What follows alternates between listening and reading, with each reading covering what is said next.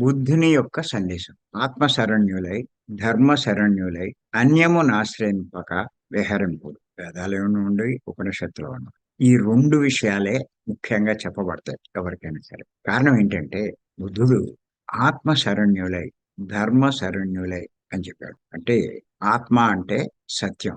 సత్యాన్ని శరణు వేడండి. ధర్మాన్ని శరణు వేడండి. ఇంకా మిగతావి మీకు అవసరం లేదు. వాటిని ఆశ్రయించవలసిన పనే లేదు అన్నాడు. అంటే ఇక చెప్తున్నారు. సత్యం వద, ధర్మం చెర.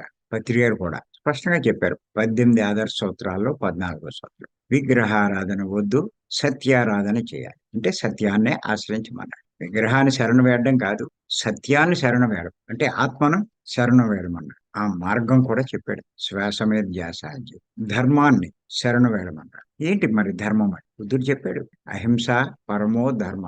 అన్నిటికంటే హింస చేయకపోవడమే గొప్ప ధర్మం.